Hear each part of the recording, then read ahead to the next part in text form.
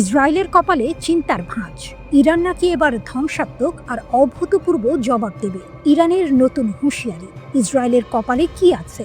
মধ্যপ্রাচ্যের রাজনীতিতে আবারও উত্তাপ ছড়িয়েছে। ইরানের শীর্ষ সামরিক কর্মকর্তারা ইসরায়েলের বিরুদ্ধে কড়া হুঁশিয়ারি দিয়েছেন। ভবিষ্যতে কোনো আগ্রাসন চালালে ইরান নাকি জোরালোভাবে লড়াই করবে। তাদের কথা শুনে মনে হচ্ছে এবার পরিস্থিতি আরও গুরুতর হতে চলেছে। ইরানের শীর্ষ সামরিক কমান্ডার মেজর জেনারেল আমির হাতামি জোর দিয়ে বলেছেন যে ইরানের সেনাবাহিনী যে কোনো আগ্রাসনের বিরুদ্ধে কঠিন লড়াই করবে এবং নিজেদের সার্বভৌমত্ব রক্ষা করবে। তিনি গর্ব করে বলেছেন, ইসরায়েলি আগ্রাসনের বিরুদ্ধে ইরানের বিমান প্রতিরক্ষা সফলভাবে প্রতিরোধ করেছে।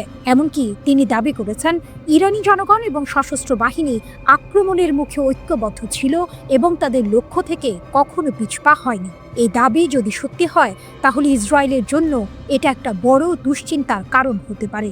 ধ্বংসাত্মক ও অভূতপূর্ব প্রতিশোধের হুমকি। আইআরজিসি এর মুখপাত্র ব্রিগেডিয়ার জেনারেল আলী মোহাম্মদ নাইনি আরও এক ধাপ এগিয়ে সতর্ক করেছেন, ভবিষ্যতে যে কোনো হুমকির ক্ষেত্রে ইরান ধ্বংসাত্মক এবং অভূতপূর্ব প্রতিক্রিয়া জানাবে। তার মানে কি, এতদিন যা দেখেছি তা কিছুই নয়? ইরান কি সত্যি এমন কিছু করে দেখাবে যা বিশ্ব আগে কখনো দেখেনি? যুক্তরাষ্ট্রের হামলা যুদ্ধের গতি বদলেছে কি? এদিকে ইরানে যুক্তরাষ্ট্র ও ইসরায়েলের যৌথ আগ্রাসনের বহুমাত্রিকতা বিশ্লেষণে রুশ একাডেমি অফ সায়েন্সের ইনস্টিটিউট অব ওরিয়েন্টাল স্টাডিজের গবেষক লানা রাওয়ান্ডি ফাদাই বার্তা সংস্থা মেহেরের সঙ্গে বিস্তারিত কথা বলেছেন। রুশ বিশ্লেষকের মতে, পারমাণবিক স্থাপনায় মার্কিন হামলা ছিল মূলত সাজানো নাটক। পশ্চিমা মিডিয়ায় তা রীতিমতো ন্যায়কোচিতভাবে স্থাপিত হয়, তবে বাস্তবে এর সামরিক রাজনৈতিক প্রভাব তেমন ছিল না। এটি ছিল হয়তো একটি থিয়েট্রিক্যাল গ্র্যান্ড ফিনালে, যা সংঘাত গরম হয়ে ওঠার আগে একটি সুন্দর সমাপ্তি এনে দেয়। শেষ পর্যন্ত উভয় পক্ষ যুদ্ধবিরতিতে সম্মত হলো কেন? রাওয়ান্দি বলেন, হামলা পাল্টা হামলায় উভয় পক্ষই প্রচণ্ড ক্ষতিগ্রস্ত হচ্ছিল। ইসরায়েল মার্কিন সহায়তায় আকাশ প্রতিরক্ষা বজায় রাখলেও ইরানের ক্ষেপণাস্ত্র হামলা প্রতিহত করা যাচ্ছিল না। তাদের ক্ষেপণাস্ত্র ও সামরিক সরঞ্জামের ঘাটতি ক্রমেই স্পষ্ট হচ্ছিল। এর মাঝে ইরানের হরমুজ প্রণালী বন্ধের হুমকি ও ইয়েমেনি হুথিদের যুক্তরাষ্ট্রের বিরুদ্ধে চুক্তি বাতিল যুদ্ধকে আরও বিস্তৃত করে ফেলতে পারত। এই ঝুঁকি ট্রাম্প প্রশাসনকে একটি দ্রুত সমাপ্তি চাওয়ার দিকে ঠেলে দেয়। এছাড়া রাশিয়া, চীন, কাতার, তুরস্ক, আজারবাইজান সহ একাধিক দেশ কূটনৈতিক চাপ সৃষ্টি করে। ইরানের প্রতিশোধমূলক ক্ষেপণাস্ত্র হামলায় তেল আবিবের দক্ষিণে রিহোবেদ শহরে ইসরায়েলের বিখ্যাত সামরিক সংশ্লিষ্ট গবেষণাগার ভাইসমান ইনস্টিটিউট অফ সায়েন্স পুরোপুরি ধ্বংস হয়ে গেছে। ইরানের সরকারি টেলিভিশন চ্যানেল প্রেস টিভির এক প্রতিবেদনে এর বিস্তারিত তুলে ধরা হয়েছে। এতে বলা হয়েছে, সামরিক শিল্প কমপ্লেক্সের সঙ্গে নিবিড়ভাবে যুক্ত ইসরায়েলি শাসন ব্যবস্থার বৈজ্ঞানিক ও সামরিক গবেষণার মূল ভিত্তি হিসেবে গড়ে ওঠা এই প্রতিষ্ঠানটি এখন কার্যত অচল ও বিধ্বস্ত। ইসরায়েলি সংবাদ মাধ্যমের তথ্য অনুসারে ইরানের সুনির্দিষ্ট এই হামলাকে ভুল করে আক্রমণ হিসেবে দেখা হচ্ছে না, বরং এর লক্ষ্য ছিল পদার্থবিদ্যা, বায়োটেকনোলজি ও কৃত্রিম বুদ্ধিমত্তা সহ সামরিক গবেষণার গুরুত্বপূর্ণ এই কেন্দ্রটিকে গুঁড়িয়ে দেয়া।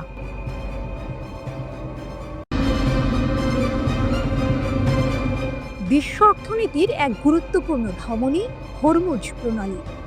এই পথ দিয়েই বিশ্বের মোট জ্বালানি তেল ও গ্যাসের প্রায় 1/5 পরিবাহিত হয়। হঠাৎ করেই এই প্রণালীর নিরাপত্তা নিয়ে নতুন করে উদ্বেগ দেখা দিয়েছে, কারণ যুক্তরাষ্ট্র জানতে পেরেছে ইরান নাকি হরমুজ প্রণালীতে সমুদ্র মাইন পাতার প্রস্তুতি নিচ্ছিল। এই উদ্বেগের মূলে রয়েছে এক গোপন গোয়েন্দা তথ্য।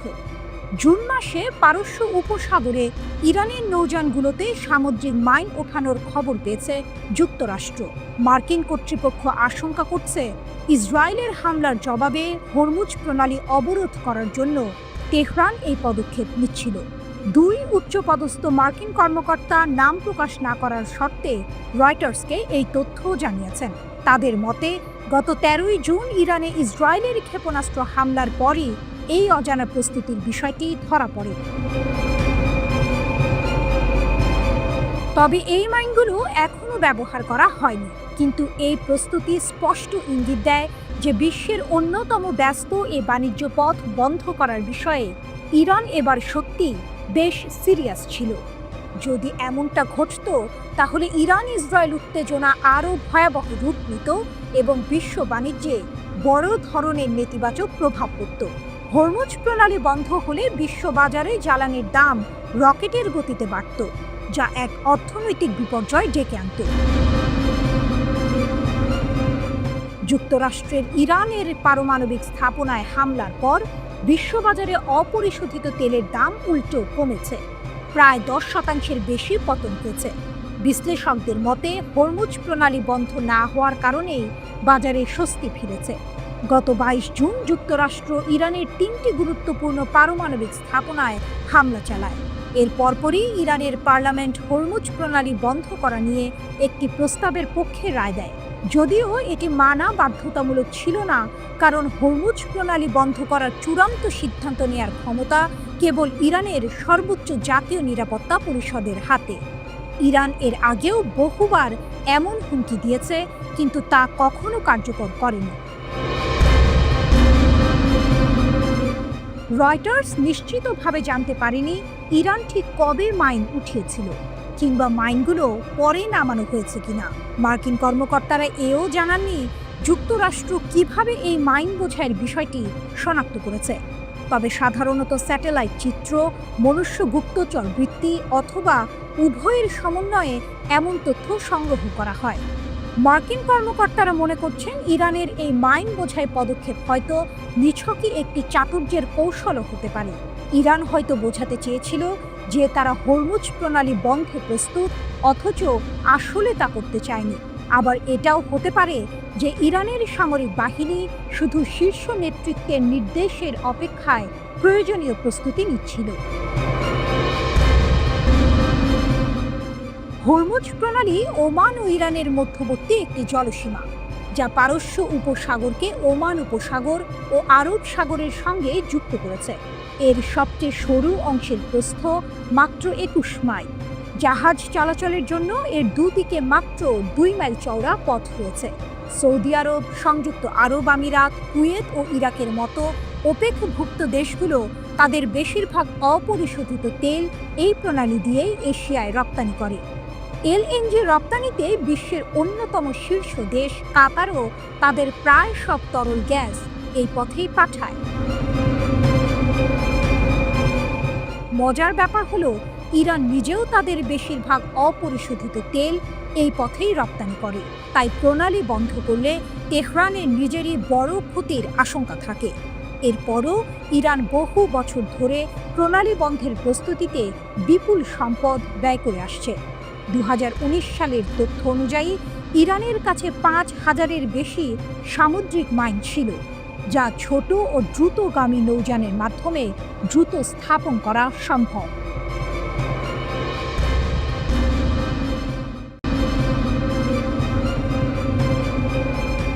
বেনিয়ামিন নেতানিয়াহুর ভুলবাজি, ইরান কি আরও শক্তিশালী হলো?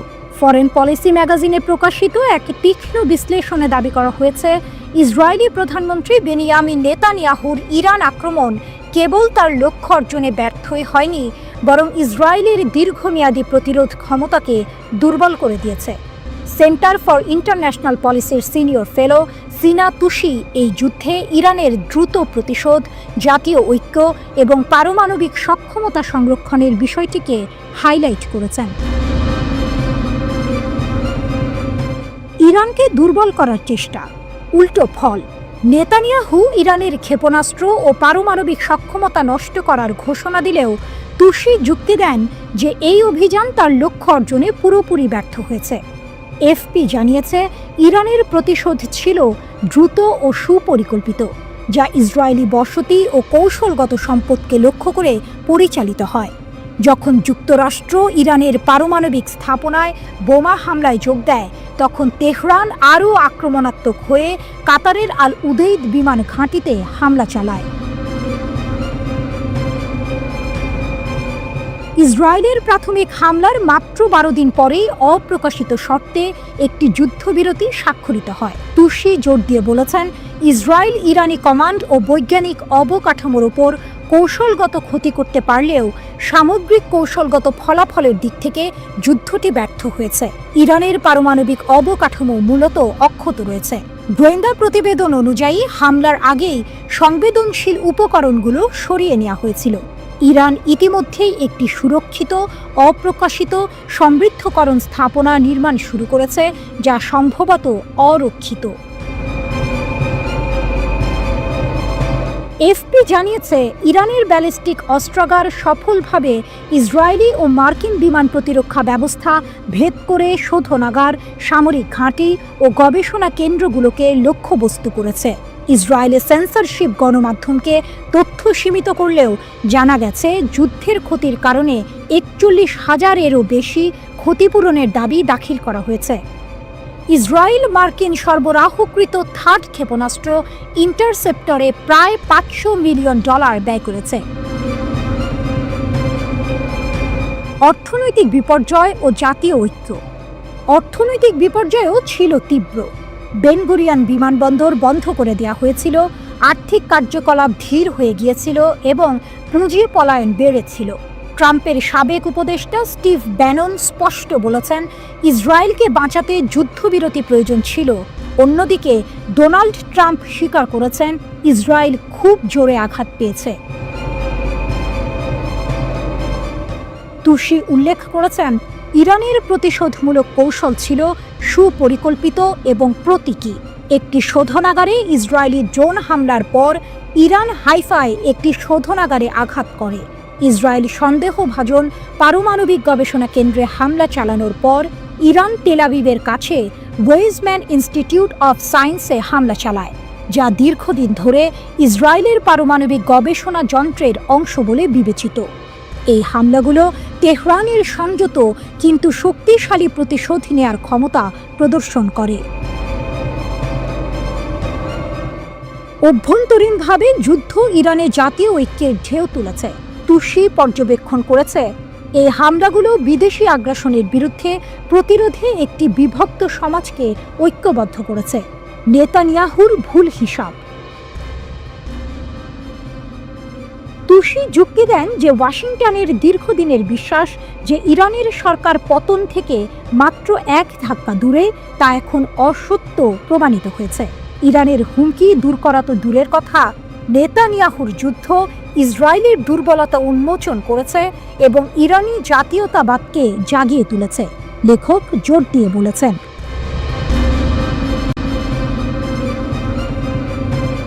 বাতিয়ামের বিপর্যয়। গাজার প্রতিচ্ছবি এক অপ্রত্যাশিত প্রতিশোধের গল্প। ইরানের ক্ষেপণাস্ত্র হামলায় ইসরায়েলের বাতিয়াম শহর এখন গাজার ধ্বংসস্তূপের মতো দেখাচ্ছে, এই খবর দিয়েছে হিব্রু মিডিয়া। কিন্তু এই ধ্বংসযজ্ঞের পেছনে লুকিয়ে আছে এক চমকপ্রদ প্রতিশোধের গল্প, যা হয়তো অনেকেরই অজানা। ইসরায়েলি দৈনিক ক্যালকালিস্টের তথ্য অনুযায়ী ইরানের হামলার পর বাতিয়াম থেকে প্রায় 18,000 মানুষকে সরিয়ে নেওয়া হয়েছে। এর মধ্যে 12,000 জনকে হোটেলে এবং বাকিদের ভাড়া অ্যাপার্টমেন্টে রাখা হয়েছে। বাতিয়াম, তেল আবিব, রেহোভট এবং রামাত গান, এই 4টি শহরই ইরানের ক্ষেপণাস্ত্র হামলায় মারাত্মকভাবে ক্ষতিগ্রস্ত হয়েছে। এই অভাবনীয় ক্ষতির ফলে আবাসনের তীব্র সংকট দেখা দিয়েছে, যা বাস্তুচ্যুত করেছে হাজার হাজার বসতি স্থাপনকারীকে। বাতিয়ামের মেয়র তসবিকা ব্রট ইসরায়েলি চ্যানেল 10-কে দেয়া এক সাক্ষাৎকারে এই আক্রমণকে শহরের ইতিহাসের সবচেয়ে কঠোর আঘাত হিসেবে বর্ণনা করেছেন। তিনি জানান, 120 ডুনাম প্রায় 40 একর আবাসিক এলাকা সম্পূর্ণরূপে নিশ্চিহ্ন হয়ে গেছে। তার দাবি, একদিনের ইরানি বোমা হামলায় এখন ধ্বংসযজ্ঞ হয়েছে, যা আগে কখনো দেখা যায়নি। এটি এখন শুধু বাতিয়ামেই নয়, দখলকৃত ভূমি জুড়ে দেখা যাওয়া সবচেয়ে বিপর্যয়কর আক্রমণ। এই অপ্রত্যাশিত ধ্বংসযজ্ঞের ফলে মধ্যমেয়াদী আবাসনের দাম বাড়ার আশঙ্কা করা হচ্ছে। উত্তর তেল আবিবের রিয়েল এস্টেট অফিস থেকে প্রাপ্ত প্রতিবেদন অনুসারে এলাকায় পর্যাপ্ত অ্যাপার্টমেন্ট মজুদ নেই, যা বাস্তুচ্যুত পরিবারগুলির জন্য এক গভীর অনিশ্চয়তা তৈরি করেছে। কিন্তু এই বিধ্বংসী হামলার সূত্রপাত কোথায়? 13ই জুন আমেরিকান সমর্থনে ইসরায়েলি সরকার ইরানের ওপর তাদের আগ্রাসন শুরু করে। এই হামলায় বেশ কয়েকজন শীর্ষস্থানীয় সামরিক কমান্ডার, বিজ্ঞানী এবং নারী ও শিশু সহ অনেক সাধারণ বেসামরিক নাগরিক নিহত হন। এরপরই আসে ইরানের অপ্রত্যাশিত জবাব।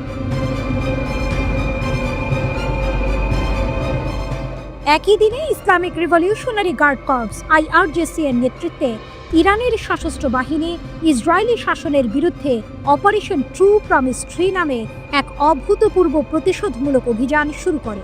ইরান নতুন প্রজন্মের অনেক ক্ষেপণাস্ত্র ব্যবহার করে ইসরায়েল এবং তার সামরিক ও শিল্প অবকাঠামোতে নির্ভুলভাবে আঘাত হানে।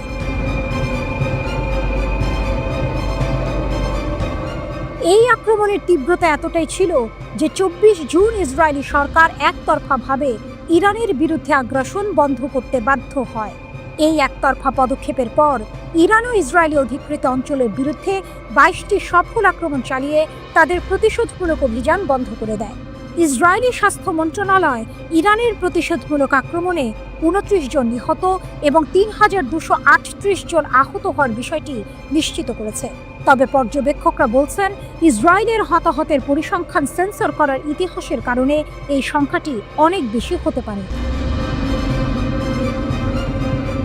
বাট ইয়ামের আজকের পরিস্থিতি কেবল গাজার প্রতিচ্ছবি নয়, এটি ইসরায়েলের আগ্রাসনের বিরুদ্ধে ইরানের এক অপ্রত্যাশিত এবং কার্যকর প্রতিশোধের ফসল। এই ঘটনা স্পষ্ট করে দিয়েছে যে মধ্যপ্রাচ্যের ক্ষমতার ভারসাম্যে এক নতুন অধ্যায়ের সূচনা হয়েছে।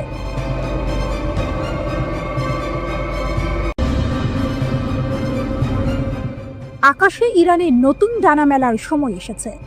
ইসরায়েল আমেরিকার যুদ্ধ বিমানের থাবায় ক্ষতবিক্ষত ইরানি বিমান বাহিনী এবার চীনের অত্যাধুনিক J-10C যুদ্ধ বিমানের ডানা মেলে পাল্টা আঘাত হানতে প্রস্তুত।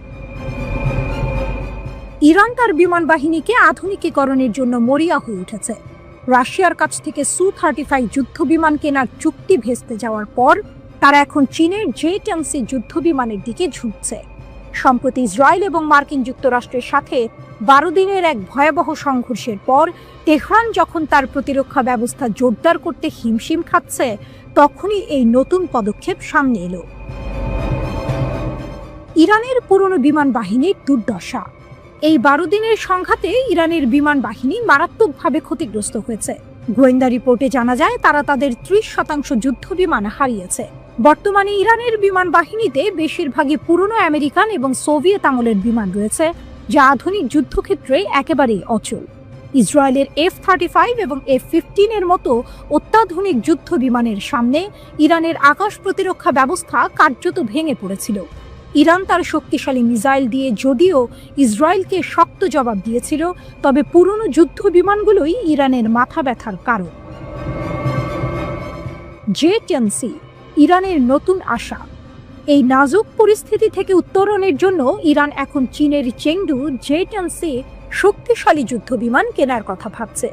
ইসরায়েলের ক্রমবর্ধমান হুমকির মুখে এই বিমানগুলো ইরানের জন্য একটি নতুন প্রতিরক্ষা স্তর তৈরি করতে পারে। তেহরান ইতোমধ্যে বেইজিং এর সাথে প্রতিরক্ষা চুক্তির আলোচনা দ্রুত গতিতে এগিয়ে নিচ্ছে বলে জানা গেছে। J-10C এর বৈশিষ্ট্য ও সুবিধা। চীনের আধুনিক J-10C যুদ্ধ বিমানগুলো আকাশ থেকে আকাশ এবং আকাশ থেকে ভূমি উভয় ধরনের মিশনেই সক্ষম। এটি উন্নত অস্ত্র বহন করতে পারে এবং শত্রুর রাডার ব্যবস্থাকে ফাঁকি দিতেও পারদর্শী।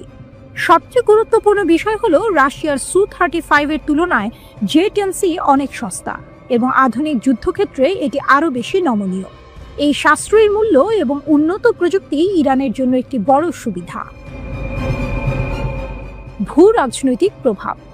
ইরান এবং চীনের মধ্যে এই সম্ভাব্য চুক্তি বিশ্বব্যাপী অস্ত্র বাজার এবং পারস্য উপসাগরীয় অঞ্চলে বেইজিংয়ের ক্রমবর্ধমান প্রভাবের ইঙ্গিত দেয়। একদিকে যখন রাশিয়া ইউক্রেন যুদ্ধের কারণে তার সামরিক সরঞ্জামের সরবরাহ নিয়ে হিমশিম খাচ্ছে, তখন চীন আন্তর্জাতিক অস্ত্র বাজারে তার অবস্থান আরও শক্তিশালী করছে।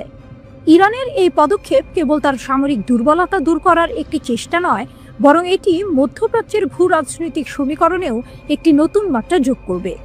চীন তার অর্ধেকের বেশি অপরিশোধিত তেলের জন্য মধ্যপ্রাচ্যের ওপর নির্ভরশীল। দেশটি ইরানি তেলের শীর্ষ ক্রেতাও বটে।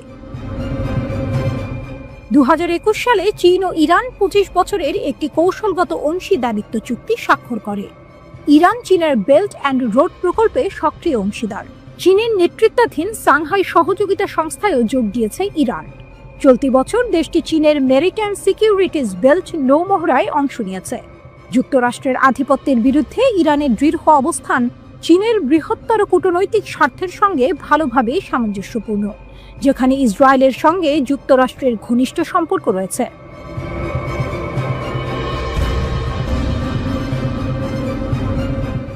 ইরানের পারমাণবিক বোমা ধোঁয়াশা নাকি সত্যি?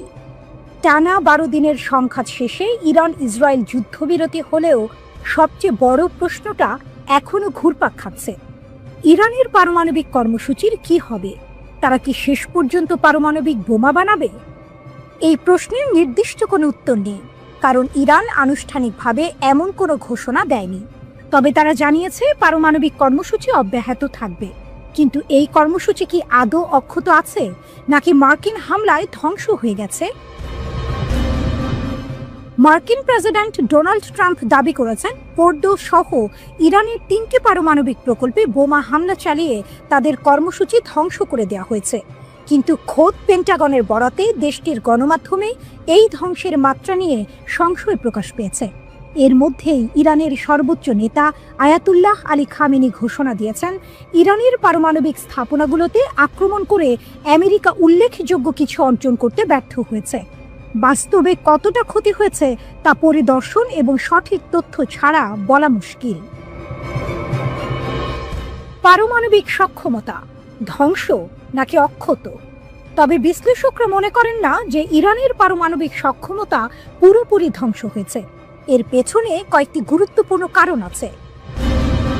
মাত্র 3টি প্রকল্প নয়, ইরানের নাতানজ, ইস্পাহান এবং ফোর্দো কেবল এই 3টি তাদের পরমাণু প্রকল্প নয়।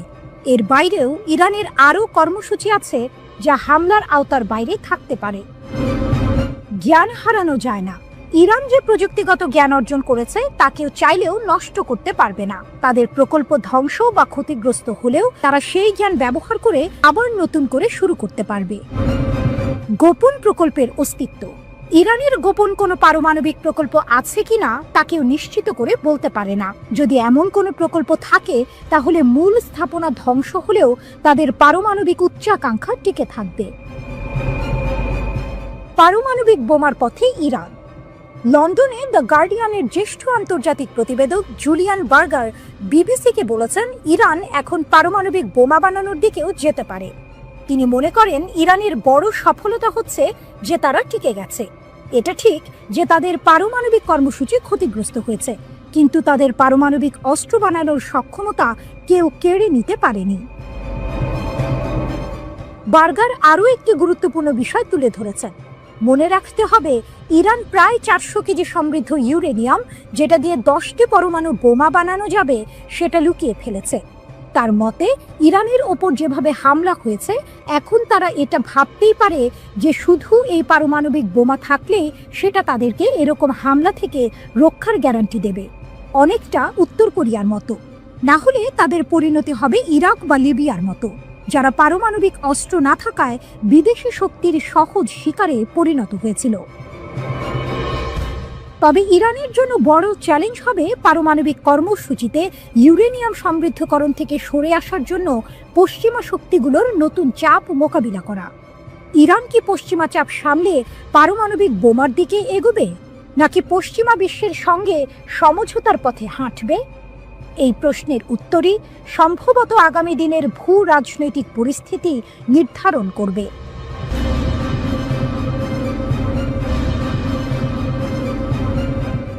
ইসরায়েলের $20 বিলিয়ন দুঃস্বপ্ন, যুদ্ধের আসল মূল্য। ইসরায়েলের বিরুদ্ধে ইরানের মাত্র 12 দিনের আগ্রাসন যুদ্ধের প্রাথমিক ধাক্কাতেই ইসরায়েলের অর্থনীতিতে নেমে এসেছে এক বিশাল বিপর্যয়। ইসরায়েলি গণমাধ্যম এবং অর্থনৈতিক প্রতিবেদন অনুযায়ী এই সংঘাতে ইসরায়েলের মোট ক্ষতির পরিমাণ $20 বিলিয়ন ছাড়িয়ে যেতে পারে। এটি শুধু সামরিক ব্যয় নয়, ক্ষেপণাস্ত্র হামলার ক্ষয়ক্ষতি, ক্ষতিগ্রস্ত ব্যক্তি ও ব্যবসা প্রতিষ্ঠানকে ক্ষয়ক্ষতির প্রদান এবং অবকাঠামো মেরামতের এক বিশাল বোঝা।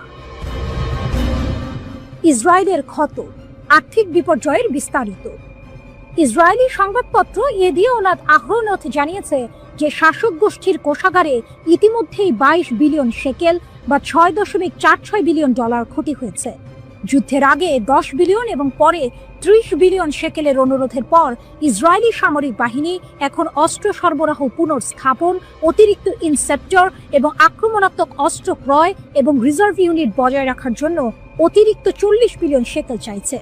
বিশেষজ্ঞরা সতর্ক করেছেন যে পরোক্ষ অর্থনৈতিক প্রভাব এবং বেসামরিক ক্ষতিপূরণের দাবি সম্পূর্ণরূপে গণনা করা হলে চূড়ান্ত সংখ্যা $20 বিলিয়ন পৌঁছাতে পারে।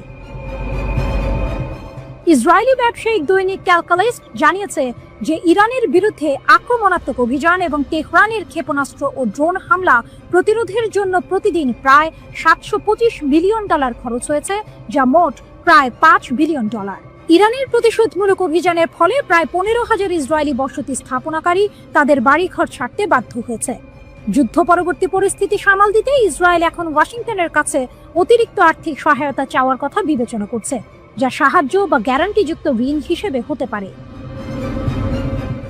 যদিও ইসরায়েলি স্বাস্থ্য মন্ত্রণালয় 29 জন নিহত এবং 3,238 জন আহত হওয়ার বিষয়টি নিশ্চিত করেছে, পর্যবেক্ষকরা বলছেন যে ইসরায়েলের হতাহতের পরিসংখ্যান সেন্সর করার ইতিহাস রয়েছে, তাই প্রকৃত সংখ্যা অনেক বেশি হতে পারে। মার্কার ক্ষেপণাস্ত্র হামলাগুলিকে মহাবিপর্যয়কর ধ্বংসযজ্ঞ তৈরি হিসেবে চিহ্নিত করেছে, যার প্রাথমিক ক্ষতির মূল্যায়ন কমপক্ষে $5 বিলিয়ন শেকেলে পৌঁছেছে। ইসরায়েলের বিমান প্রতিরক্ষা ব্যবস্থা কতটা কার্যকর ছিল? উন্নত বিমান প্রতিরক্ষা ব্যবস্থা থাকা সত্ত্বেও 12 দিনের যুদ্ধে ইরানের ছোড়া কমপক্ষে 50টি ক্ষেপণাস্ত্র সরাসরি ইসরায়েলের বিভিন্ন স্থানে আঘাত হেনেছে। ইসরায়েলি আন্তর্জাতিক গণমাধ্যমের ওপর কঠোর সেন্সরশিপ আরোপ করেছে, যার ফলে সামরিক ও নিরাপত্তা স্থাপনা লক্ষ্য করে হামলা সম্পর্কিত তথ্য এবং ছবি প্রকাশে বাধা দিয়েছে। তাই ইসরায়েলি সামরিক ক্ষয়ক্ষতির সম্পূর্ণ পরিমাণ এখনো অস্পষ্ট। তেল আবিব ভিত্তিক institute for national security studies INSS এর বরাতে জানা গেছে, ইরান ইসরায়েলে 591টি ক্ষেপণাস্ত্র নিক্ষেপ করেছে, যার মধ্যে কমপক্ষে 50টি সরাসরি আঘাত করেছে। ইরান 1050টিরও বেশি ড্রোনও মোতায়েন করেছে, যার মধ্যে 570টি ইসরায়েলি ভূখণ্ডে পৌঁছেছে। এছাড়া হামলার সময় ইসরায়েল ব্যাপী প্রায় 19,500 বার বিমান হামলার সাইরেন বাজানো হয়েছিল। ইসরায়েলি কর্মকর্তারা দাবি করেছেন 85% থেকে 90% ক্ষেপণাস্ত্র বাধাগ্রস্ত হয়েছে।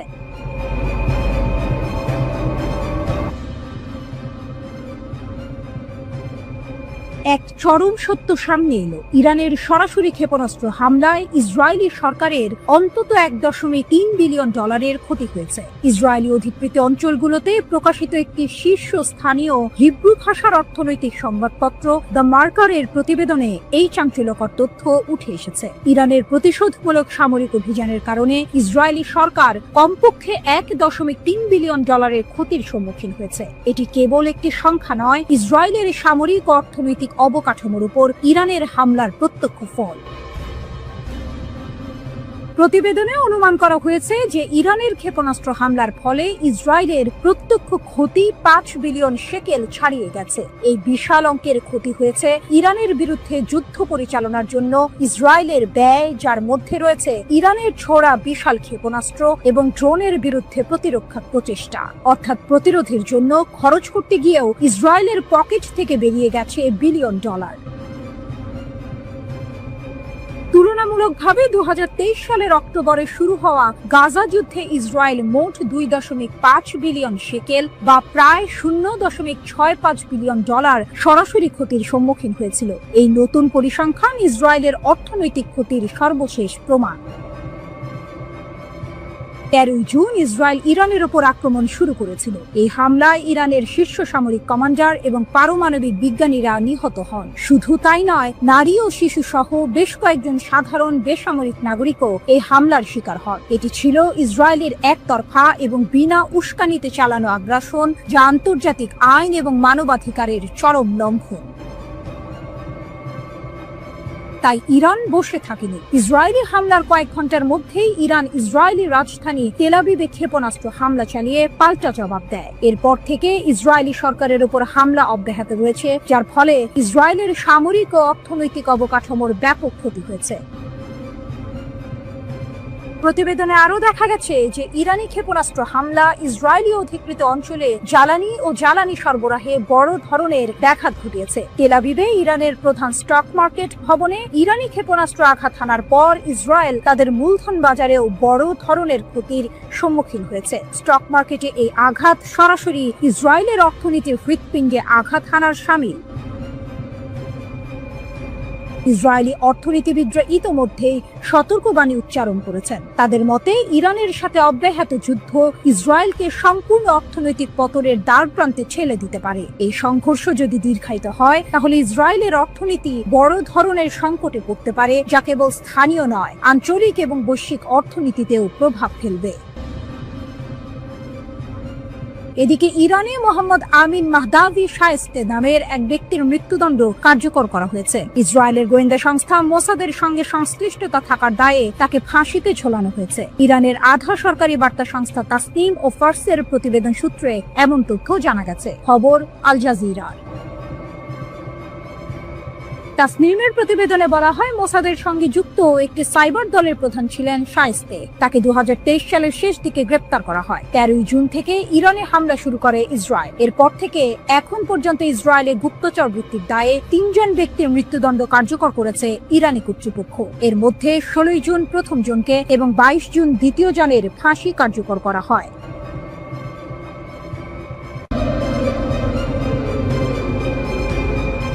ইসরায়েলের বীরসেবাতে ইরানের বজ্রপাত, ইসরায়েলি সাইবার সাম্রাজ্যের হৃৎপিণ্ডে ইরানের আঘাত। সাইবার জগতে এক নতুন যুদ্ধের ঘোষণা।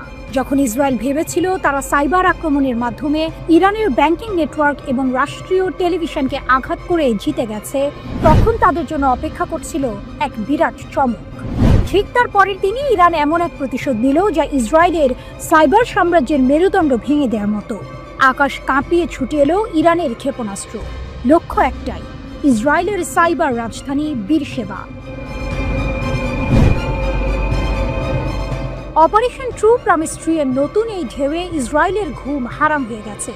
গাজা, লেবানন, ইয়েমেন বা ইরানে ইসরায়েলি আগ্রাসনকে সমর্থনকারী সামরিক, গোয়েন্দা এবং শিল্প স্থাপনাগুলোতে আঘাত হানার জন্য সুনির্দিষ্ট পরিকল্পনা নিয়ে ঝাঁপিয়ে পড়েছিল ইরান। কিন্তু এই আক্রমণের সবচেয়ে বড় চমক ছিল বীরশেবা। এই শহরকে ইসরায়েলি সরকারের সাইবার শিল্পের শক্ত ঘাঁটি এবং তাদের বিশ্বব্যাপী সাইবার যুদ্ধ ব্যবস্থার মূল কেন্দ্র হিসেবে বিবেচনা করা হয়। ইসরায়েলি গণমাধ্যমে স্বীকার করতে বাধ্য হয়েছে যে ইরানের ছোড়া ক্ষেপণাস্ত্রটি ইসরায়েলের বহুস্তরীয় বিমান প্রতিরক্ষা ব্যবস্থাকে সফলভাবে এড়িয়ে গেছে। প্রাথমিক শনাক্তকরণ সত্ত্বেও ক্ষেপণাস্ত্র বাধা ব্যবস্থা নাকি একে আটকাতে ব্যর্থ হয়েছে। অর্থাৎ ইসরায়েলের অত্যাধুনিক প্রতিরক্ষা ব্যবস্থা ইরানের হামলার মুখে অকার্যকর প্রমাণিত হয়েছে। বীরশেবাতে নির্ভুল নির্দেশিত হামলার পর দেখা গেছে একটি ধ্বংসস্তূপে পরিণত ভবন থেকে ধোঁয়ার ঘন কুণ্ডলী উঠছে। এটি ছিল ইসরায়েলি সাইবার সেনাবাহিনীর একটি গুরুত্বপূর্ণ কেন্দ্র। বেনগুরিয়ন বিশ্ববিদ্যালয়ের কাছে অবস্থিত বীরশেবা অ্যাডভান্সড টেকনোলজিস পার্ক হলো সেই জায়গা যেখানে ইরানের মতো দেশগুলোর বিরুদ্ধে ইসরায়েলের সাইবার যুদ্ধ অভিযানগুলো তৈরি এবং সমন্বিত করা হয়। এই পার্কে IBM, অ্যাপল এবং ওরাকলের মতো বিশ্বের বড় বড় প্রযুক্তি প্রতিষ্ঠানগুলোর পাশাপাশি ইসরায়েলি সামরিক ও গোয়েন্দা সংস্থাগুলোর সাথে ঘনিষ্ঠভাবে জড়িত প্রধান সাইবার নিরাপত্তা সংস্থাগুলোও রয়েছে। অর্থাৎ ইসরায়েলের সাইবার যুদ্ধের মস্তিষ্ক এখানেই লুকিয়েছিল। আরও গুরুত্বপূর্ণ বিষয় হলো এই শহরটি সামরিক ও গোয়েন্দা সম্পদের একীকরণের জন্য একটি নোড হিসেবে কাজ করে। ইউনিট 8200 ইসরায়েলের প্রধান সাইবার গোয়েন্দা ও নজরদারি বিভাগ এই বীরশেবাতেই অবস্থিত। এই ইউনিটের নাম শুনলে বিশ্বজুড়ে সাইবার নিরাপত্তা বিশেষজ্ঞরা সতর্ক হয়েছেন। এই বাস্তুতন্ত্রের মধ্যে দখলদার সেনাবাহিনী, বেসরকারি সাইবার সংস্থাগুলো এবং ইসরায়েল সম্পর্কিত একাডেমিক প্রতিষ্ঠানগুলো একযোগে কাজ করে সাইবার যুদ্ধকে অঞ্চল এবং তার বাইরের উপনিবেশবাদ ও সম্প্রসারণবাদের হাতিয়ার হিসেবে ব্যবহার করে। ইসরায়েল দীর্ঘদিন ধরে তাদের কৌশলগত লক্ষ্য অর্জনের জন্য সাইবার আক্রমণকে হাতিয়ার হিসেবে ব্যবহার করে আসছে। 2009 থেকে 2010 সালে তারা মার্কিন যুক্তরাষ্ট্রের সাথে অংশীদারিত্বের মাধ্যমে ইরানের পারমাণবিক স্থাপনাগুলোতে একটি বড় সাইবার আক্রমণ শুরু করেছিল। স্টাক্সনেট নামক সেই সাইবার আক্রমণ ইরানের সেন্ট্রিফিউজগুলোকে ক্ষতিগ্রস্ত করেছিল। এই সমস্ত অভিযানের মূলে রয়েছে ইসরায়েলের ইউনিট 8200। এই বিভাগটি ইসরায়েলি সামরিক বাহিনীর সাইবার গোয়েন্দা তথ্য এবং হ্যাকিং প্রচেষ্টার নেতৃত্ব দেওয়ার জন্য ব্যাপক নজরদারি, গুপ্তচর বৃত্তি এবং আক্রমণাত্মক ডিজিটাল প্রচারণা পরিচালনার খ্যাত। বিশ্বজুড়ে সরকার এবং প্রতিষ্ঠানগুলিতে গুপ্তচর বৃত্তি করার জন্য ইসরায়েল সাইবার সরঞ্জামও ব্যবহার করেছে। ইসরায়েলের NSO গ্রুপ দ্বারা তৈরি পেগাসাস স্পাইওয়্যারের মতো সরঞ্জামগুলি গোপনে গোয়েন্দা তথ্য সংগ্রহের জন্য মোবাইল ডিভাইসগুলিতে অনুপ্রবেশ করতে ব্যবহৃত হয়েছে।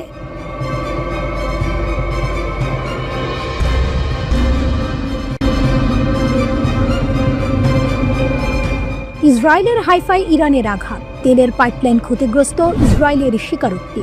ইসরায়েলের উত্তরাঞ্চলীয় শহর হাইফা শহরটি নিশানা করে ইরানের ক্ষেপণাস্ত্র ছোড়ার খবর ওয়াশিংটন পোস্ট সহ বিভিন্ন আন্তর্জাতিক গণমাধ্যমে এসেছে। খবরে হাইফাই বিস্ফোরণের শব্দ শুনতে পাওয়ার তথ্যও জানানো হয়। ইসরায়েল ইরানের মধ্যে পাল্টাপাল্টি হামলা চলছে।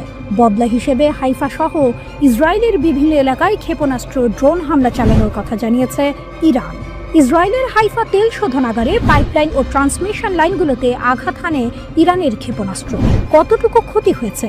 বাজান পেট্রোলিয়াম কোম্পানি, যারা হাইফা বে কমপ্লেক্স পরিচালনা করে, তারা তেল আবিব স্টক এক্সচেঞ্জকে জানিয়েছে এই হামলায় তাদের পাইপলাইন এবং ট্রান্সমিশন লাইনগুলোতে স্থানীয়ভাবে ক্ষতি হয়েছে। কোম্পানির বিবৃতি অনুযায়ী তেল শোধনাগার কার্যক্রম চলছে, তবে সাইটের বেশ কিছু সুবিধা সাময়িকভাবে বন্ধ করে দিতে হয়েছে। তারা এখন ক্ষয়ক্ষতির পরিমাণ এবং সামগ্রিক কার্যক্রমে এর প্রভাব মূল্যায়ন করছে। তবে হাইফা হামলায় কোনো হতাহতের ঘটনা ঘটেনি, কিন্তু এই হামলা গুরুত্বপূর্ণ জ্বালানি অবকাঠামোর দুর্বলতা চোখে আঙুল দিয়ে দেখিয়ে দিল। ইরানের পররাষ্ট্রমন্ত্রী আব্বাস আরাকচি গর্বের সাথে ঘোষণা করেছেন যে তারা অপারেশন ট্রু প্রমিস 3 এর দ্বিতীয় ধাপে ইসরায়েলের হাইফা তেল শোধনাগারকে সফলভাবে লক্ষ্যবস্তু করেছে। অর্থাৎ ইরান স্বীকার করে নিয়েছে এই হামলার দায়। হাইফা ইসরায়েলের তৃতীয় বৃহত্তম শহর, কিন্তু ইসরায়েলের উত্তরাঞ্চলের উপকূলীয় এই শহরটি কেন গুরুত্বপূর্ণ? কেনই বা ইরানের লক্ষ্যবস্তু হাইফা? হাইফা ইসরায়েলের গুরুত্বপূর্ণ বাণিজ্যিক ও সামরিক কেন্দ্র। হাইফা কেবল একটি শহর নয়, ইসরায়েলের জন্য এটি কৌশলগতভাবে অত্যন্ত গুরুত্বপূর্ণ একটি স্থান। ওয়াশিংটন পোস্টের তথ্য অনুযায়ী এই হাইফাতেই ইসরায়েলের একটি গুরুত্বপূর্ণ নৌ ঘাঁটি অবস্থিত, যা দেশটির সামরিক সক্ষমতার জন্য অপরিহার্য। সামরিক গুরুত্বের পাশাপাশি হাইফা অর্থনৈতিকভাবেও ইসরায়েলের মেরুদণ্ড। এখানে শুধু বেশ কিছু তেল শোধনাগারই নেই, অসংখ্য রাসায়নিক কারখানাও গড়ে উঠেছে। নিউ ইয়র্ক টাইমসের প্রতিবেদন আরও স্পষ্ট করে দিয়েছে যে ইসরায়েলের সবচেয়ে বড় তেল শোধনাগারটি এই হাইফা এলাকাতেই অবস্থিত। 14 জুন রাত থেকে শুরু হওয়া ইরানি ক্ষেপণাস্ত্র হামলার মূল লক্ষ্য ছিল ইসরায়েলের হাইফা শহর এবং তার আশেপাশের সামরিক ও গোয়েন্দা ঘাঁটি। ইরান এই হামলাকে সরাসরি প্রতিরোধ ও প্রতিশোধ বলে আখ্যা দিয়েছে। তাদের মতে ইসরায়েল যেভাবে একতরফাভাবে বেসামরিক ইরানিদের ওপর আগ্রাসন চালিয়েছে, তার জবাবে এই পাল্টা আঘাত অনিবার্য ছিল। ইসলামী রিভলিউশনারি গার্ড কর্পস IRGC এই অভিযানে নেতৃত্ব দেয় এবং জানায় তারা ইসরায়েলকে সামরিকভাবে দুর্বল ও কৌশলগতভাবে পঙ্গু করে দেবে। আল জাজিরার প্রতিবেদনে বলা হয়, বিশেষ করে হাইফায় ইরানের হামলা এই ইঙ্গিত দেয় যে তেহরান তার অঙ্গীকার অনুযায়ী পাল্টা জবাব দিচ্ছে। কারণ তেহরান বলেছিল, ইসরায়েল যদি ইরানের বেসামরিক অবকাঠামো বা জ্বালানি স্থাপনায় হামলা চালায়, তাহলে তারাও ঠিক একই রকম জবাব দেবে। ইরানের সর্বোচ্চ নেতা আয়াতুল্লাহ আলী খামেনি কঠোর হুঁশিয়ারি দিয়ে বলেন, আমাদের সশস্ত্র বাহিনী ইসরায়েলকে অসহায় করে দেবে। প্রেসিডেন্ট পেজেশকিয়ান ও সামরিক শীর্ষ কর্মকর্তারা তার এই ঘোষণায় পূর্ণ সমর্থন জানিয়েছেন। তারা ঘোষণা দিয়েছেন, ইসরায়েল যতক্ষণ আগ্রাসন চালাবে, ইরান ততক্ষণ নরকের দরজা খুলে আঘাত হানবে।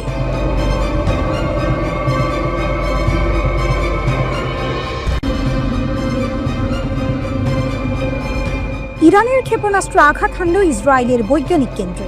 ভিডিওতে ধরা পড়ল ভয়াবহ মুহূর্ত। যুদ্ধ মানেই শুধু সামরিক লক্ষ্যবস্তু নয়, এবার সরাসরি ইসরায়েলের গবেষণা প্রতিষ্ঠানে আঘাত হানল ইরানের ক্ষেপণাস্ত্র। ভাবুন তো, একটি দেশের প্রিমিয়ার সায়েন্টিফিক সেন্টারে যদি ক্ষেপণাস্ত্র আঘাত হানে, তাহলে তার প্রভাব কতটা সুদূর প্রসারী হতে পারে। সোশ্যাল মিডিয়ায় ছড়িয়ে পড়া এক ভিডিওতে তেমনই এক ভয়ঙ্কর মুহূর্ত ধরা পড়েছে। একটি ক্ষেপণাস্ত্র সরাসরি একটি ভবনে আঘাত হানছে। রিপোর্ট টাইমস অফ ইন্ডিয়ার। ওয়েস্ট ব্যাংক ইনস্টিটিউটে সরাসরি আঘাত, বৈজ্ঞানিক অবকাঠামো কি হুমকির মুখে? ঘটনাটি ঘটেছে ইসরায়েলের মধ্যাঞ্চলে রেহোবট ক্যাম্পাসের ওয়েস্ট ব্যাংক ইনস্টিটিউট অফ সায়েন্সে। ইরান থেকে ছোড়া একটি ব্যালিস্টিক ক্ষেপণাস্ত্র এই গুরুত্বপূর্ণ গবেষণা প্রতিষ্ঠানটিকে লক্ষ্য করে আঘাত হানে। হামলার ফলে ক্যাম্পাসে আগুন ধরে যায় এবং একটি পরীক্ষাগার ক্ষতিগ্রস্ত হয়। খবর পেয়ে জরুরি পরিষেবা দ্রুত ঘটনাস্থলে পৌঁছায় এবং ইনস্টিটিউটের একটি ভবনের ভেতরের আগুন নেভানোর কাজ শুরু করে। তাৎক্ষণিক খবরে কোনো হতাহতের খবর পাওয়া যায়নি, তবে কর্মকর্তারা জানিয়েছেন যে বৈজ্ঞানিক অবকাঠামোর ক্ষয়ক্ষতি এখনও তদন্তাধীন। এই হামলা ইসরায়েলের অভ্যন্তরে একটি প্রধান গবেষণা প্রতিষ্ঠানে একটি বিরল সরাসরি আঘাত, যা ইরান এবং ইসরায়েলের মধ্যে ক্রমবর্ধমান উত্তেজনার এক নতুন মাত্রা যোগ করেছে। শুধু কি West Bank, Tel Aviv, Haifa, জেরুজালেমকে নিশানায়? ওয়েস্ট ব্যাংক ইনস্টিটিউটের হামলার পাশাপাশি ইরান রাতারাতি তেল আবিব, হাইফা এবং জেরুজালেমে প্রায় 100টি ক্ষেপণাস্ত্র নিক্ষেপ করেছে বলে জানা গেছে। পুলিশ এই হামলায় একাধিক আহত হওয়ার খবর নিশ্চিত করেছে এবং জরুরি দলগুলো সম্ভাব্য জীবিতদের সন্ধানে ধ্বংসস্তূপ অনুসন্ধান করেছে।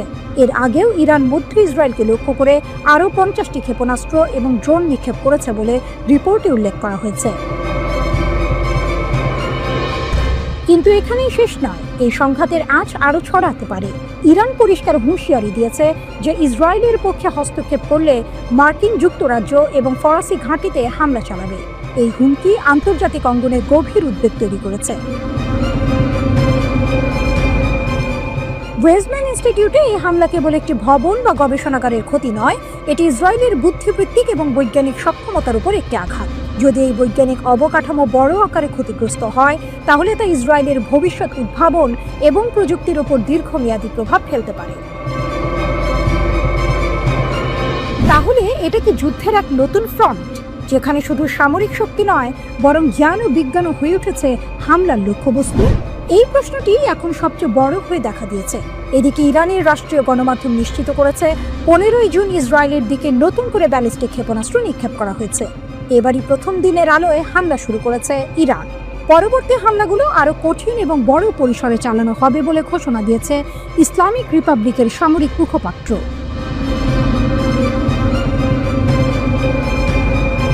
আল জাজিরার প্রতিবেদনে বলা হয়, শনিবার রাতে ইরান প্রায় 80টি ক্ষেপণাস্ত্র ছুড়েছে, যার মধ্যে কিছু ক্ষেপণাস্ত্র হাইফার তেল শোধনাগারে আঘাত এনেছে। এই হামলায় ইয়েমেনের সশস্ত্র বাহিনী অংশ নিয়েছে বলে দাবি করা হচ্ছে।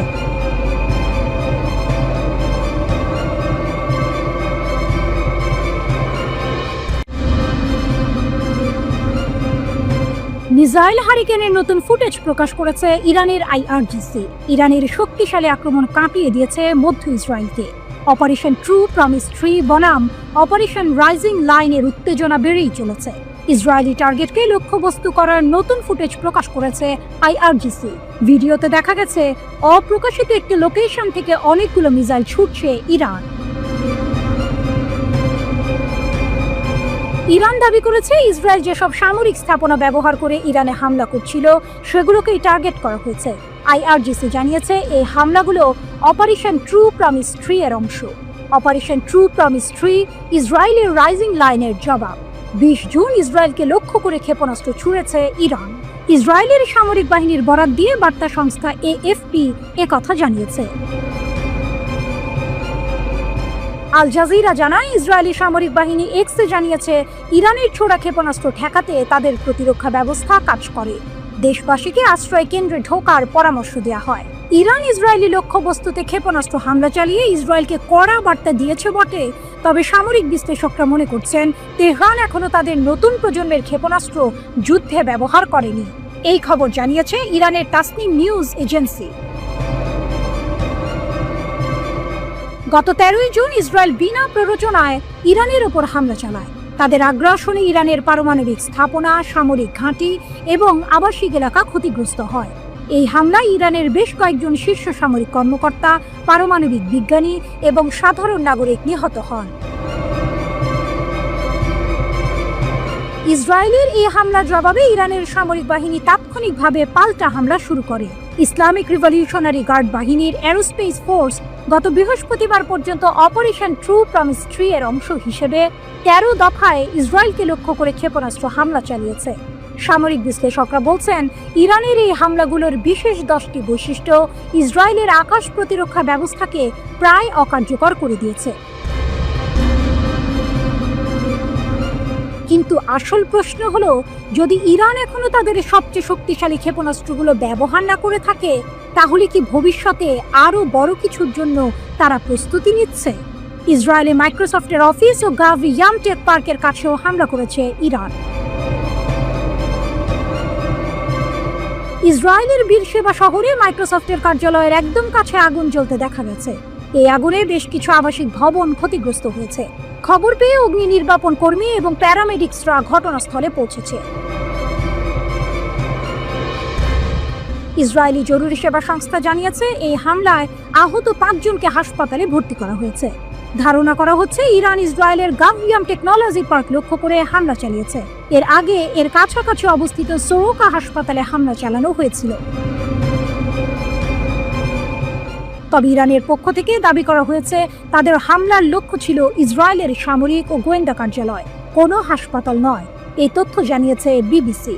আল জাজিরার খবর অনুযায়ী গাভিয়াম পার্কে রোবোটিক্স এবং তথ্য বিজ্ঞান নিয়ে গবেষণা করা হয়। বেনগুরিয়ন ইউনিভার্সিটির ওয়েবসাইট অনুসারে এটি ইসরায়েলি সেনাবাহিনীর C4I শাখার ক্যাম্পাসের কাছে অবস্থিত।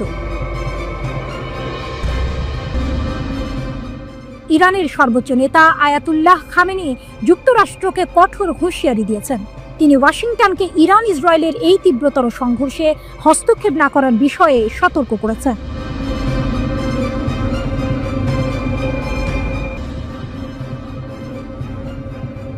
ইরানের দাবি, ইসরায়েলের চতুর্থ F-35 যুদ্ধ বিমান ভূপাতিত। তাবরিজে আকাশ যুদ্ধ। ইরান দাবি করেছে, তারা উত্তর পশ্চিম ইরানের তাবরিজে একটি ইসরায়েলি F-35 যুদ্ধ বিমান সফলভাবে ভূপাতিত করেছে। পূর্ব আজারবাইজান ক্রাইসিস ম্যানেজমেন্টের মহাপরিচালক মজিদ ফার্সি এই চাঞ্চল্যকর খবর জানিয়েছেন। তাবরিজের আকাশে ইসরায়েলের হামলা, ইরানের পাল্টা জবাব। মজিদ ফার্সি জানান, এর আগেও তাবরিজে 2টি যুদ্ধ বিমানকে গুলি করে ভূপাতিত করা হয়েছিল। এবারেরটা নিয়ে ইসরায়েলের মোট 4টি F-35 যুদ্ধ বিমান ইরানের বিমান প্রতিরক্ষা ব্যবস্থার হাতে পড়েছে। ফার্সি আরও বলেন, মঙ্গলবার তাবরিজের আশেপাশে 3টি স্থান লক্ষ্যবস্তু করা হয়েছিল এবং ইরানের বিমান প্রতিরক্ষা ব্যবস্থা ইসরায়েলি আক্রমণকারী মাইক্রো এয়ার ভেহিকেলকেও প্রতিহত করেছে। যদি ইরানের এই দাবি সত্য হয়, তবে এটি ইসরায়েলের অত্যাধুনিক F-35 যুদ্ধ বিমানের কার্যকারিতা এবং ইসরায়েলের বিমান বাহিনীর ক্ষমতার ওপর বড় প্রশ্নচিহ্ন এঁকে দেবে। ইরান ও ইসরায়েলের চলমান সংঘাত শুরুর পর প্রথমবার মুখ খুলেছেন চীনের প্রেসিডেন্ট শি জিনপিং। তিনি বলেছেন, ইরানের বিরুদ্ধে ইসরায়েলের সামরিক অভিযানকে কেন্দ্র করে মধ্যপ্রাচ্যে হঠাৎ উত্তেজনা বৃদ্ধি পাওয়ায় চীন গভীরভাবে উদ্বিগ্ন। চীনের রাষ্ট্রীয় সংবাদ সংস্থা সিনহুয়ার বরাত দিয়ে CNN এর প্রতিবেদনে একথা বলা হয়েছে। ইরানের গুরুত্বপূর্ণ কূটনৈতিক ও অর্থনৈতিক মিত্র চীন। চীনের প্রেসিডেন্ট বলেন, চীন অন্য কোনো দেশের সার্বভৌমত্ব, নিরাপত্তা ও আঞ্চলিক অখণ্ডতা লঙ্ঘনকারী যে কোনো কর্মকাণ্ডের বিরোধিতা করে। তিনি আরও বলেন, সামরিক সংঘাত কোনো সমস্যার সমাধান নয়। আঞ্চলিক উত্তেজনা বাড়ানো আন্তর্জাতিক সম্প্রদায়ের সম্মিলিত স্বার্থে নয়। ইরানের পারমাণবিক স্থাপনায় ইসরায়েলি হামলার পরিণতি ভয়াবহ হতে পারে। কাতারের কড়া হুঁশিয়ারি। চলমান ইরান ইসরায়েল সংঘাতের মধ্যে এবার মধ্যপ্রাচ্যের অন্যতম প্রভাবশালী দেশ কাতার গভীর উদ্বেগ প্রকাশ করেছে। দেশটির পররাষ্ট্র মন্ত্রণালয়ের মুখপাত্র মাজেদ আল আনসারি কাতারের রাজধানী দোহায় এক সংবাদ সম্মেলনে বলেছেন, ইরানে ইসরায়েলি হামলার পরিণতি ভয়াবহ হতে পারে। তিনি স্পষ্ট ভাষায় ইরানের পারমাণবিক স্থাপনায় ইসরায়েলি হামলার তীব্র নিন্দা জানিয়েছেন। মাজেদ আল আনসারি ইসরায়েলের এই হামলাকে অবিবেচনাপ্রসূত পদক্ষেপ হিসেবে আখ্যায়িত করেছেন। তিনি জোর দিয়ে বলেন, এই হামলার সময়টি খুবই গুরুত্বপূর্ণ, কারণ যখন ইরান যুক্তরাষ্ট্রের সঙ্গে কূটনৈতিকভাবে ইতিবাচক পথে আলোচনার প্রক্রিয়া এগোচ্ছিল, ঠিক তখনই এই হামলা চালানো হয়েছে। সেই আলোচনায় আঞ্চলিক অনেক দেশও সরাসরি যুক্ত ছিল। ইরানের পরমাণু কর্মসূচিকে ধ্বংস করার জন্য বদ্ধপরিকর ইসরায়েল। তারা মনে করে ইরান পরমাণু বোমার অধিকারী হলে তা ইসরায়েল রাষ্ট্রের অস্তিত্বকে হুমকির মুখে ফেলবে, আর এজন্য ইরানের বিরুদ্ধে সরাসরি সামরিক সংঘাতেই ঝুঁকি নিতেও দ্বিধা করেনি তারা। তবে এক্ষেত্রে ইসরায়েল যে যুক্তরাষ্ট্রের সহায়তা ছাড়া এককভাবে সফল হতে পারবে না তা স্পষ্ট করে তুলে ধরেছেন সাবেক ইসরায়েলি কূটনৈতিক ও রাজনৈতিক বিশ্লেষক আলন পিঙ্গাব। আল জাজিরাকে দেয়া এক সাক্ষাৎকারে তিনি বলেন, ইসরায়েল একা ইরানের পারমাণবিক সামরিক অবকাঠামো ধ্বংস করতে সক্ষম নয়। এর জন্য প্রয়োজন বিশেষ ধরনের বাংকার ধ্বংসকারী বোমা, ভারী বোমারু বিমান এবং উন্নত ডেলিভারি সিস্টেম, যেগুলো কেবল যুক্তরাষ্ট্রেরই আছে।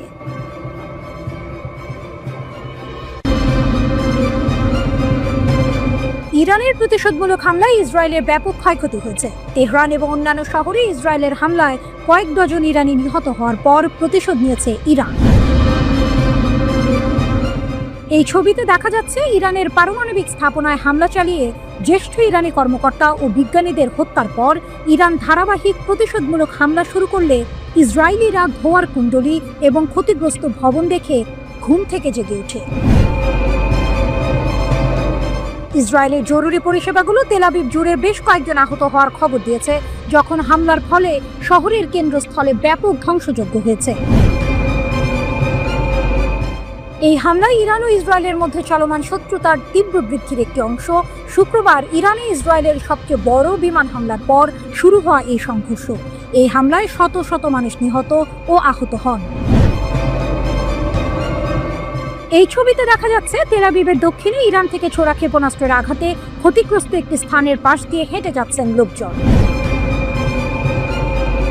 শনিবার ভোরবেলা ইসরায়েল জুড়ে বিমান হামলার সাইরেন বেজে ওঠে, যার ফলে ইরান দেশটির কেন্দ্রস্থল এবং উত্তরে পরপর 5টি ক্ষেপণাস্ত্র নিক্ষেপ করলে বাসিন্দারা আশ্রয় কেন্দ্রে ছুটে যায়। ইসরায়েল জানিয়েছে যে তারা বেশিরভাগ ক্ষেপণাস্ত্র প্রতিহত করেছে, তবে হামলায় কমপক্ষে 3 জন নিহত হয়েছে। তেল আবিবের ইরানের পারমাণবিক স্থাপনায় হামলার সিদ্ধান্তের পর ইরান সরকার ইসরায়েলে হামলা চালিয়ে যাওয়ার অঙ্গীকার করেছে। প্রথম বিস্ফোরণের পরপরই উপকূলীয় ইসরায়েলি শহর তেল আবিবের ওপর দিয়ে ঘন ধোঁয়ার কুণ্ডলী উড়ে যায়, একজন এএফপি সাংবাদিক জানিয়েছেন। তেল আবিবের প্রতিরক্ষা মন্ত্রণালয়ের পাশে একটি আবাসিক ভবনেও আঘাত হেনেছে। এই ছবিতে দেখা যাচ্ছে ধ্বংসপ্রাপ্ত আবাসিক ভবন থেকে কংক্রিট, ধাতব বার এবং কাঠের তক্তার টুকরোয় ধ্বংসপ্রাপ্ত 1 ডজন যানবাহন সরিয়ে নেওয়ার জন্য প্রাথমিক উদ্ধারকারীরা কাজ করছেন। ইসরায়েলের প্যারামেডিক সার্ভিস জানিয়েছে, মধ্য ইসরায়েলি ইরানের হামলায় মোট 70 জনেরও বেশি লোক আহত হয়েছে, যার মধ্যে তেল আবিব এলাকার 34 জনও রয়েছে। এদিকে ইসরায়েলের প্রধানমন্ত্রী বেনিয়ামিন নেতানিয়াহু ইরানের প্রতিটি স্থাপনায় হামলা চালানোর হুঁশিয়ারি দিয়েছেন। তিনি বলেছেন, ইরানের আয়াতুল্লাহ শাসন ব্যবস্থার প্রতিটি স্থাপনা ও প্রতিটি লক্ষ্যবস্তুতে হামলা চালাবে ইসরায়েল। বিবিসি জানায়, নতুন প্রকাশিত এক ভিডিও বার্তায় নেতানিয়াহু বলেন, আমরা ইতিমধ্যে ইরানের প্রধান ইউরেনিয়াম সমৃদ্ধকরণ কেন্দ্রে কঠিন আঘাত এনেছি। প্রয়োজন হলে আবারও তা লক্ষ্য করে হামলা করব। তিনি আরও বলেন, ইরানের ব্যালিস্টিক ক্ষেপণাস্ত্র থেকে বড় ধরনের হুমকি রয়েছে। আমরা তাদের ক্ষেপণাস্ত্র তৈরির সক্ষমতা ধ্বংসে পদক্ষেপ নিয়েছি। ইসরায়েলের হামলার পর তেহরান পারমাণবিক কর্মসূচি আদৌ আর আছে কিনা তা নিয়ে মার্কিন প্রেসিডেন্ট ডোনাল্ড ট্রাম্প সন্দেহ প্রকাশ করলেও এখন পর্যন্ত ইরানের পারমাণবিক স্থাপনাগুলোর ক্ষয়ক্ষতি খুব একটা বেশি নয় বলেই মনে করছেন বিশ্লেষকরা। আল জাজিরার প্রতিবেদনে বলা হয়েছে, ইরানের ব্যালিস্টিক মিসাইলগুলোর আঘাতে অন্তত 7 সেনা আহত হন। তাদের তাৎক্ষণিকভাবে হাসপাতালে নেওয়া হয় এবং চিকিৎসা দেওয়া হয়।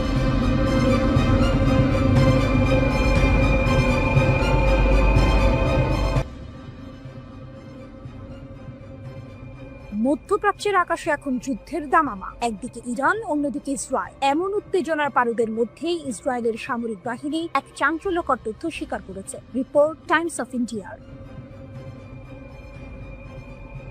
তারা জানিয়েছে, ইরানের হামলার আগে তাদের অত্যাধুনিক সতর্কতা ব্যবস্থা সম্পূর্ণরূপে ব্যর্থ হয়েছে। এই ঘটনায় ইসরায়েলিদের মধ্যে যেমন ক্ষোভ সৃষ্টি করেছে, তেমনি আন্তর্জাতিক মহলেও প্রশ্ন উঠেছে ইসরায়েলের প্রতিরক্ষা ব্যবস্থা নিয়ে।